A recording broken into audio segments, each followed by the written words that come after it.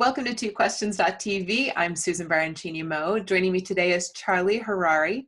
He's a business executive in New York. He's host of the Charlie Harary Show and the Boardroom and the Unlocking Greatness podcast. He's a sought-after speaker for subjects ranging from business to spiritual and personal growth. And he's also the author of this book, Unlocking Greatness, The Unexpected Journey from the Life You Have to the Life You Want. Hi, Charlie. Welcome to the show. Hi, how are you? Thank you so much for having me on. Oh my gosh, I've been looking forward to talking to you like you don't even know. Thank you. This book, I mean, it blew my mind. It's just, thank you. it's wonderful. And there's so much in here that I know we're not going to get to it today. So I'm already going to ask you to come back. Okay, done. Yes. Oh, good. I like to ask on the show because then you can't say no. So, well, Charlie, let's talk for a minute about creating meaning. I've heard it said before that everything happens around us is neutral. Our minds create the meaning and our sort of history creates the meaning. I think there may be some shared meanings that are socially constructed, being a social scientist. So how do we change the meanings in our minds that we create when socially constructed norms are so incredibly powerful? Yeah, that's a great question. And I think that's maybe one of the most important questions someone can go through on a day-to-day basis. Yeah. Because what you're doing is you're feeling things mostly because of the meaning you're putting to things versus the things in themselves. And on the book, we speak a lot about the idea of schema, the research from Jean Piaget, and how when you look out in the world, you're really not seeing the world, right? And the story in the book was when I sat on the couch next to my friend who's the Patriots fan, although nobody should ever cry for a Patriots fan. But back then, when the Giants, pulled out that incredible victory, the two of us were staring at the exact same thing in life, but we had different meanings to it. We had given it different meanings, and so we had diametrically opposed emotional reactions. What happens so many times in life is that, and life is a journey, and that's the fun part of life, is that you get to journey through it, right? It doesn't end. I mean, at some point, the life ends, but the destinations keep on being moved as you hit a goal, the next goal. And as you journey through life and you put the effort into giving it, trying to make it the life that you want, we put an inordinate amount of effort on trying to fix the world around us and not enough effort on trying to fix us and how we see the world around us. Right. And at the very least, just the recognition that what I am seeing and what I am feeling may not be what's happening. It may be how I perceive it through my filter. Just the knowledge that there's a filter there is so critical because that allows us to work on our minds. So for example, so many times of my day, I'll go through something so many times and I'll just feel like disempowered. Like I'll be talking to someone, then I'll be like, or I'll be thinking something, or I'll see an email, and then I'll just feel that. You ever get that feeling of like it's just like either you're frustrated, or you're anxious, or you're nervous, and then like I just keep on going. And now what I do is I stop and I like pause. I'm like, why did I just feel that way? Like where did it's so good to know that happens to you all the time. In my day, and I'm like, why did I just feel disempowered? Like what was I doing? And then I'm like, wait, it was this email. Well, what was it about? Oh, it's because I was nervous, or because this person threatens me, or because I don't know what's going to happen in the future, or because I assumed this. Just that analysis starts to enable us to be more empowered before anything changes. And that's such a critical amount of work that we don't do enough of. And it's maybe more important than trying to fix the world around us.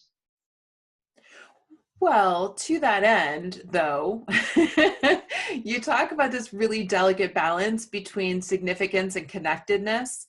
And so can you talk a little bit about that? And also for our viewers who haven't yet read the book and are maybe waiting for their copy to arrive, I hope so.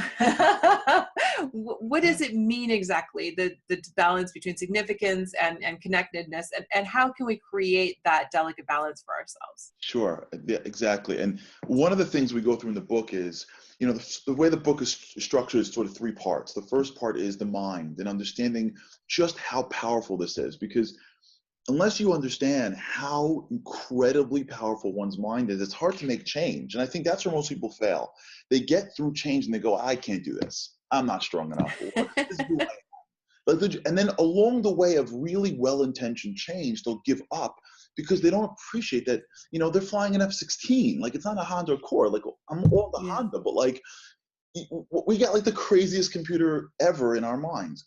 The second part of the book really is getting into what we want. And when you really think through what it is that we're all after, we're after a certain quality experience of life. We want to feel something. And we can't even put our finger on it, but we know it's there because we felt it. Mm-hmm. So we sort of spend a lot of our lives sort of like walking through life, waiting for that feeling again. And we're like, yeah, that's what I want. And then it doesn't give it to us. And that person makes me feel that way. And then a couple of years later, they stop. And whatever it is going on, we're just looking for that feeling. And so we try to get into what that feeling is. And you really can break down that feeling to tapping into the metaphysical, the spiritual, more than oneself. And that breaks down to two things: being truly significant. And what it means to be truly significant is to live your life in service of other. And what I mean that is that many times in life, we're trying to get things. We're trying to accomplish things. And that's okay. However, if the goal is just to make ourselves feel more important, if the goal is selfish, what happens is it's not lasting. You get that promotion and you look at you're in the office going, this is amazing. 2 days later, you're like, this doesn't feel amazing anymore. You get that car, whatever it is that we get. And we all have been there where we get the toy and then we graduate.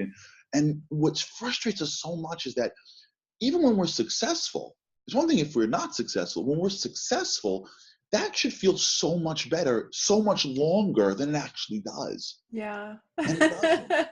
And the reason why it doesn't is because it doesn't really satisfy us to our core. Because when we focus internally, that's not why we're here. That's not who we are. And so significance, when it's defined as what I am giving, gives us the capacity to not only achieve things, but for those things to really feel great. And we all know it. And there's a story in the book. And what's great about this, by the way, is that you don't got to wait till like your Mother Teresa, right? It doesn't have to be like you cured cancer. It's an incredible switch that happens momentarily, like in a second. So the story in the book that I have, my buddy Dave, who's this high Wall Street banker who Poor Dave. Poor Dave. Like, he only has 7 vacations. Everyone feels terrible for Dave. And I'm like, buddy, you're so self-focused. You're missing it. So he's like, and of course, like so many people when they hear things like this, like if it's not like more complicated, like they don't take it seriously. Like, well, what do you mean? Of course, that can't be it because it's too simple. So he does this thing with, if you remember down in the book, we speak about how he comes out of the door and he's telling me this story. He comes out of his office and he's mad at his boss for something probably stupid. And then he comes down the steps and he sees a woman with a young child trying to get down the subway system steps, and he helps her. Yeah. And he is taken by how immediate the feeling is. It's magical. Right? Yeah. It's how immediate. It happens so quick. When you turn to being a giver, it's like you almost like open this door to yourself that just happens so quickly. And that's sort of piece one. And piece two is the idea to connect. And connecting is also very complex for us because we're all social beings. We live through each other. We can't live in isolation. And there's a whole bunch of research in the book about people that actually die because they're in isolation. Yeah. But when we connect to people, there's also that little trick. Some people connect and it's all about them. It's like 100% about me. And right. Looking at me and how good do I look? And everybody look at me and we post on like Instagram and like we wait all day for who likes and who my picture. And like so many people live their lives in pursuit of who and how many can just stare at me. And again, just like the significance, we don't feel anything. And when you turn that to being someone in love, to give, same thing. So you can live your life and have everything and nothing. And you can live your life and have so little, have so much. And it really depends on your focus and your perspective. And when you combine that with your mind and you can condition that behavior, you can literally get a life where it feels natural to always have that feeling. And that's the combination of mind and soul. It's really, it's really wonderful. And I'm so glad you agreed to come back because there's so much more in this book to unpack. And I feel like we've barely scratched the surface. Well, I look forward to it. I appreciate the time and I love having these conversations and I'm honored to have it with you. Well, I can tell, I can see like in your sort of affect, I can see just how much you love it. And I know you love it as much as I am loving your book, and as much as it's really just phenomenal. So thank you for writing such an awesome book. All right. So viewers, the book is going on my official recommended book list of the year. So make sure you get your copy. Charlie, thank you for being on the show. Thank you so much for having me. I really appreciate it. I look forward to seeing you again. Thanks. All right, viewers, again, here's the book. Links to Charlie's website and the book on Amazon will be below in the show notes for today, so you can get your copy. Thanks for watching. We'll see you next time.